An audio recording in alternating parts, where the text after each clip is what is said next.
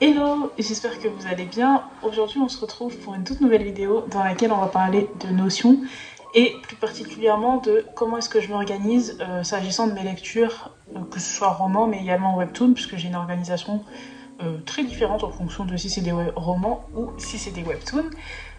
Pour ceux qui ne le savent pas encore, Notion c'est une application mais c'est aussi un site qui permet de réunir en un même point un certain nombre de choses telles qu'une base de données, une méthode d'organisation, un travail de groupe aussi. J'ai pas encore testé cette fonctionnalité mais j'aimerais bien la tester bientôt. En bref, elle permet vraiment, l'objectif principal c'est d'améliorer sa productivité, et vraiment je trouve que, en tout cas dans mon cas ça a été le cas. C'est pour ça que j'ai prévu de faire différentes vidéos à ce sujet, pas forcément toutes maintenant, mais la première c'est mon organisation en matière de lecture et j'ai genre trop hâte, donc on va commencer tout de suite.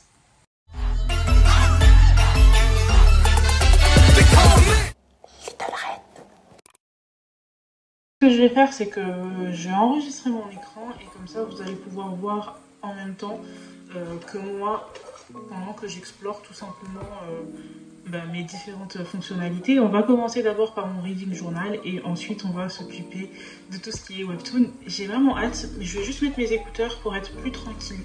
Donc du coup en premier on a le reading journal qui se présente du coup comme ça. Je vais juste enlever voilà la barre, comme ça elle ne dérange pas. Ce que j'apprécie premièrement c'est que quand on arrive sur cette page c'est qu'on a mes objectifs de l'année, ce qui fait que je m'en rappelle à chaque instant, croyez-moi. Premièrement voilà, lire 60 romans, 200 mangas, lire tous classiques, 12 romans en espagnol, diversifier mes lectures tout simplement. Ensuite ce qu'on a c'est des objectifs un peu plus chiffrés. Donc mes objectifs là ils ont été mis à 0 tout simplement pour les besoins de la vidéo, mais en réalité ils sont pas à 0. Donc ce que j'aime bien traquer c'est les classiques parce que j'ai tendance à être souvent en retard. Là cette année je suis pas trop en retard, donc j'apprécie. Et mes livres en espagnol parce qu'il est temps que je pratique plus mon espagnol et ça m'a vraiment beaucoup aidé. Ensuite donc progressivement on a ma wishlist, vraiment les livres que je vais acheter sous peu. Et le format dans lesquels je les veux absolument. Donc par exemple on voit les formats que je veux absolument en hardback. Celui-là en réalité je le veux aussi en hardback, mais bon, la pauvreté. Du coup voilà. Ensuite on a les sorties du mois en question. Donc là vu qu'on est en mai, on a les sorties de mai avec les dates et si je les ai déjà lues ou achetées. Plutôt si je les ai déjà achetés en réalité, puisque par exemple Excuse Me Why I Ugly Cry, je l'ai déjà acheté. The Ones We Are Meant to Find, je vais l'acheter justement aujourd'hui sûrement. Et ensuite voilà les autres livres que je vais potentiellement acheter, mais en réalité que j'achète d'abord dans un premier temps en audiobook. Ensuite, la partie pas du tout à jour, on apprécie, ce sont mes lectures de 2021. Alors elle se présente sous un tableau. Ce que j'apprécie particulièrement sur Notion, je vais vous montrer dès à présent, c'est que un même tableau peut être présenté de différentes manières. Donc par exemple, là j'ai également la vue sous forme de voilà, je sais pas trop comment le dire, de galerie on va dire, et du coup ça me permet vraiment de voir visuellement mes tags, la note que j'ai donnée à chacun des livres et de manière un peu plus claire. Mais au quotidien ce que j'apprécie particulièrement c'est la vue par défaut.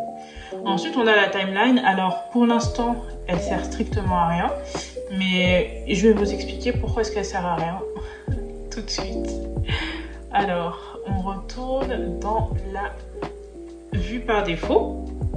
Donc je vais vous présenter la première ligne. Tout simplement c'est le premier livre que j'ai terminé dans l'année. On a le nom du livre, les tags, donc ce qui permet de savoir si je lis de la poésie, du contemporain ou autre. Et en fait ce que j'apprécie particulièrement avec Notion c'est que on a la fonction ajouter un filtre qui nous permet en gros de vraiment trier par exemple si j'ai envie de savoir le nombre de poésies que j'ai lues dans l'année, Voilà, donc je sais que pour l'instant, par exemple, j'en ai déjà 4. Oh, je ne savais pas, justement, donc c'est hyper intéressant. Voilà, par exemple, le nombre de fantaisies que j'ai lu dans l'année, c'est vraiment très intéressant. Voilà, hop, donc on revient au tableau normal. Donc c'est là où on a voilà l'utilité de ce genre de tag. Le statut, c'est tout simplement voilà mes livres lus. Ensuite, on a la note. Donc moi je note sur 5, mais on peut noter bien sûr sur plus. Ensuite, là, j'ai mis un petit point, vous savez, les points de localisation, là, parce que je savais pas trop comment nommer cette catégorie, puisque en gros, elle recouvre à la fois l'origine ethnique de la personne, mais également son pays de résidence.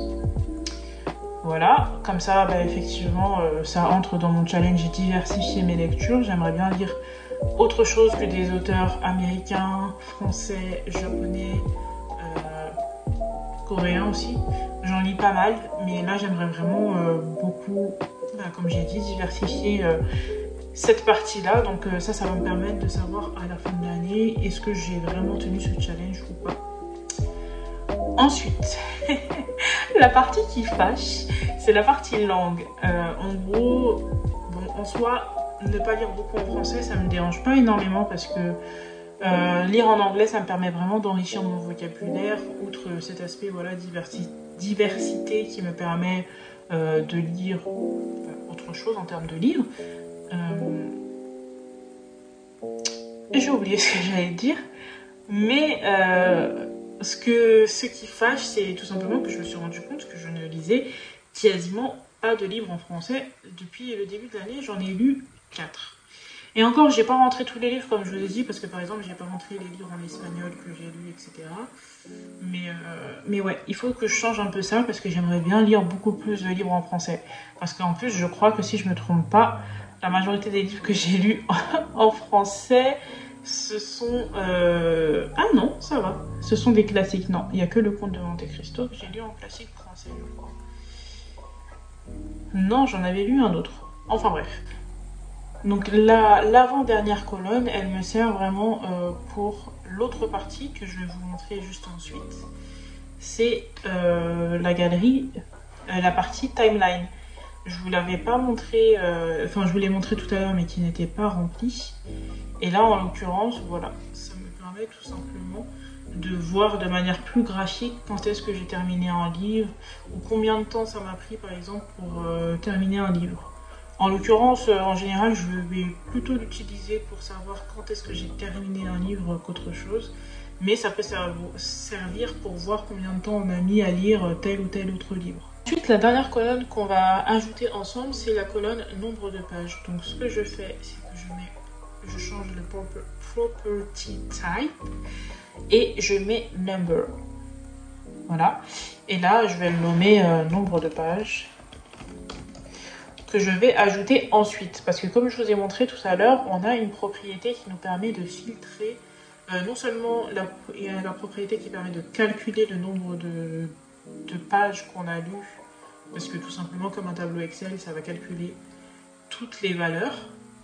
Mais également, moi ce que j'aimerais savoir, c'est par exemple quand je vais classer à la fin de l'année, le livre le plus court que j'ai lu, le livre le plus long, quelle est ma moyenne, etc. Donc ça va vraiment beaucoup me servir.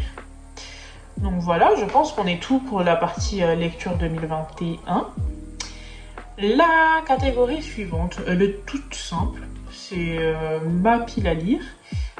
Mais ce que j'apprécie, c'est que vraiment on a une souplesse qui nous permet vraiment de passer d'un tableau à l'autre. Donc ça veut dire, voilà, là je vais pas le faire parce que ça va modifier mon tableau. Mais en gros, je peux passer d'une ligne à l'autre ici et faire vice versa, quoi. Donc ça me permet de gérer vraiment de manière plus fluide ma palle. Donc là, ce que j'ai fait, c'est que j'ai mis tous les livres que j'ai dans ma palle. Si c'est un emprunt, par exemple en papier, Mariam, si tu passes par là, je ne t'ai toujours pas rendu ton Vicious, je suis désolée. Mais il est prévu.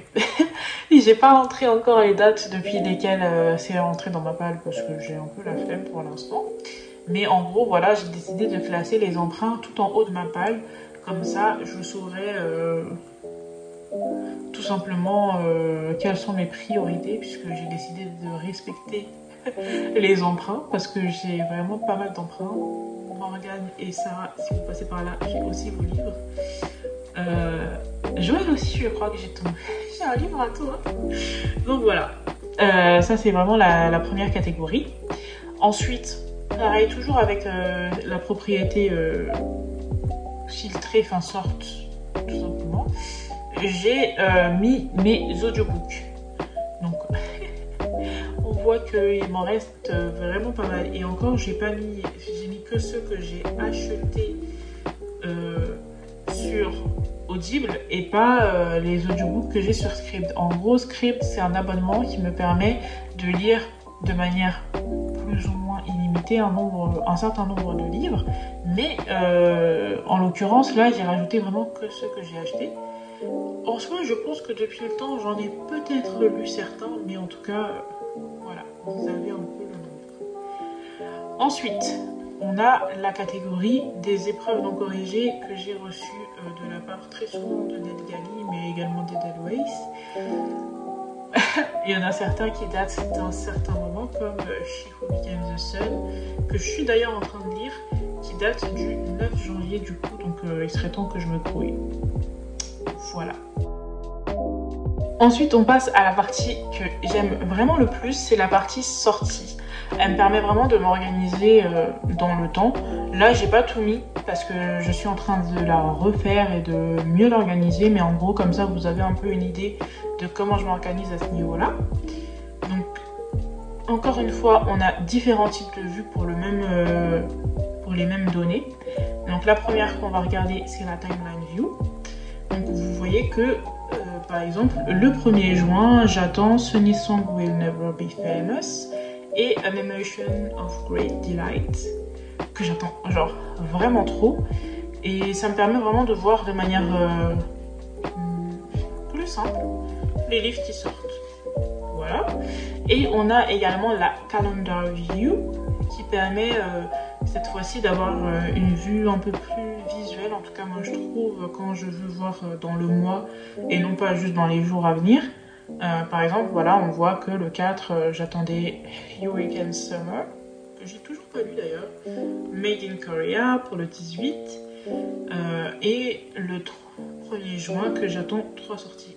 Surtout The Chosen Beautiful, genre vraiment je l'attends, mais vous vous imaginez même pas, j'ai l'impression de l'avoir attendu toute ma vie. Voilà, de manière générale, je pense que c'est tout ce que j'ai à dire sur les sorties. Ah non, si, un dernier truc, c'est que ce que j'apprécie également beaucoup dans Notion, c'est qu'on peut mettre des rappels. Donc là, par exemple, le 18, imaginons, moi j'ai décidé d'avoir un rappel le jour de la sortie. Mais par exemple, je sais que, je crois que c'est peut-être celui-là, j'ai mis un jour avant parce que j'aimerais bien aller regarder par exemple à Galignani, qui est une librairie parisienne mais qui vend des livres en VO anglais. Est-ce qu'il est disponible? Et là par exemple j'ai dit voilà 2 jours avant, prévenez-moi histoire que je sache. Donc c'est vraiment ce que j'apprécie. Et pour le reste, j'ai pas mis de rappel parce que ça m'intéresse pas plus que ça, mais vraiment cette fonctionnalité elle m'aide beaucoup. La dernière catégorie qu'on a, c'est la catégorie lecture commune, que j'aime vraiment beaucoup également, qui n'est pas à jour non plus. De toute façon, rien n'est à jour, il faut vraiment que je le fasse, mais j'ai juste la flemme. En gros, j'ai remarqué, en tout cas au fur et à mesure des années, que je me rappelais plus forcément de quel livre j'avais lu avec quelle personne, et ce tableau, c'est vraiment la bonne option parce qu'elle me permet de voir de manière très visuelle toutes les lectures communes que j'ai effectuées dans l'année et avec qui. Donc par exemple, je sais que j'ai commencé l'année voilà, avec Laure, que j'ai lu avec Mariam. Ensuite, vous avez un email que j'ai lu avec Joël, Sarah et Mariam. Voilà, celle-là, elle n'est pas encore lue. Il n'est pas encore lu ce livre, mais je sais que je dois le lire avec Joël. Donc je l'ai déjà mis, comme ça je suis sûre de ne pas l'oublier. Voilà, je pense qu'on en a fini, si je ne me trompe pas, oui. on en a fini avec ma partie organisation de lecture. Maintenant, on va passer à ma partie organisation de webtoon, qui est un peu différente, mais ça sera quand même plus rapide de manière générale. Ah non, j'ai oublié un dernier truc, c'est que ce que j'apprécie particulièrement dans le tableau, donc là on revient dans mes lectures 2021. Je vais vous montrer l'exemple avec Hanakan. Quand j'ai envie de parler d'un livre, de me rappeler de certaines choses, etc., ce qu'on peut faire, c'est ouvrir une page. Donc là, par exemple, pour Hanakan, j'avais ouvert une page.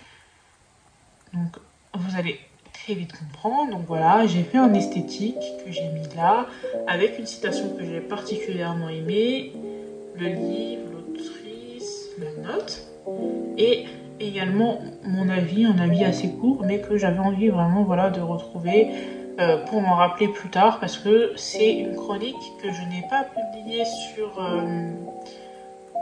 sur mon blog encore, et je sais pas encore si je le ferai, mais au moins moi-même, quand j'aurai envie de revenir sur ce livre et de voir ce que j'en ai pensé, j'aurai ce petit avis et ce petit esthétique pour me redonner envie ou pas. Voilà, c'était tout. Là, cette fois-ci, on en a réellement fini, en tout cas, je crois, avec la partie reading journal. Maintenant, on va passer à la partie webtoon, qui est un peu différente, cette partie, cette fois-ci. Vous allez comprendre. C'est assez court, cette fois-ci, comparé à mon reading journal, mais j'aime vraiment beaucoup. Et c'est pas un jour aussi, j'ai oublié de le préciser. Donc, dans un premier temps, ce que j'apprécie quand j'arrive sur cette page, c'est que, déjà, regardez-moi cette couverture de qualité. Ceux qui reconnaissent sont des vrais. Ensuite, on a mes webtoons faves. En réalité, c'est pas que ceux-là qui sont mes faves, mais ce sont mes faves quand même. Donc, le premier, c'est Sequel Playlist. Le deuxième, c'est Omniscient Reader. Le troisième, Scorching Romance. Et le quatrième, Tower of God. Ensuite, on a la partie que j'apprécie également, c'est vraiment les webtoons sur lesquels je veux me mettre à jour le plus rapidement possible. Donc le premier, Mom, I'm Sorry. Le deuxième, True Beauty. Et le troisième, 13 Minutes Walk. Voilà, il est tout. C'est tout ce que j'ai à dire. Ensuite, je crois que c'est la seule autre partie, oui. C'est la seule autre partie, c'est la partie update. Alors en gros, je vous explique comment ça fonctionne. Vous allez retrouver un système qui est quasiment le même que celui sur ma partie mes lectures 2021, mais différent. Alors déjà là, on remarque ma flemme d'intégrer l'intégralité des couvertures, mais bon. On a le nom, donc tout ça, ça apparaît dans l'ordre alphabétique. La plateforme sur laquelle je lis pour m'en rappeler un peu, voilà, au cours de l'année. Le statut, parce qu'il y en a certains que j'ai qui sont en suspension. Enfin, d'ailleurs, I Love You vient de reprendre. C'est I Love You avec 2 O. I Love You vient de reprendre la semaine dernière, si je ne me trompe pas, mais il était suspendu depuis pas mal de temps. Et ensuite, on a les webtoons non commencés, mais que j'aimerais vraiment commencer sous peu. Ensuite, on a la langue, parce qu'il y a certains dramas webtoons que je lis en coréen, par exemple. C'est rare que j'en lise en français, parce que très souvent, les webtoons sont en retard par rapport au... Enfin, la traduction webtoon anglaise, française se fait depuis la traduction webtoon anglaise, et du coup la traduction est souvent en retard, donc c'est très très rare que je lise en français. Donc on a quand est-ce que je l'ai commencé, ça je le remplis très rarement, parce que la plupart des webtoons que je lis actuellement sont des webtoons que j'ai commencé des fois il y a des années, donc je me rappelle pas forcément. Mais la catégorie qui m'intéresse parfois, c'est de savoir à quelle date j'ai arrêté de lire tel ou tel webtoon. Et ensuite, ce qui m'intéresse le plus ici, c'est la partie épisode lu par rapport au total d'épisodes publiés. Et comme ça, en fait, j'ai une barre de progression. Je vous explique. par exemple, si là je mets que j'ai lu 2 épisodes et qu'il y en a 5 publiés, automatiquement vous allez voir que le calcul va se faire. Donc vraiment c'est une partie que j'aime juste parce que j'ai l'impression que c'est un gadget, tout simplement. Voilà, mais en vrai, c'est vrai que de manière très visuelle, ça me permet de savoir un peu où j'en suis dans chacun de mes webtoons, même si, comme je vous l'ai dit, pour l'instant, j'ai pas encore réellement actualisé pour tous mes webtoons. Déjà, je n'ai même pas rentré tous mes webtoons. Je lis tellement de webtoons que je suis déjà désespérée. Il n'y en a que 44 là que j'ai rentré et je sais que j'ai au moins le triple à rentrer. Du coup... tout simplement. Et ensuite on a la partie notes, donc c'est une partie assez classique qui me permet de mettre la note. Là on est très choqué de voir que j'ai mis 5 sur 5 à Secret Playlist. C'est Secret Playlist ou Scorching Romance? Non, Secret Playlist.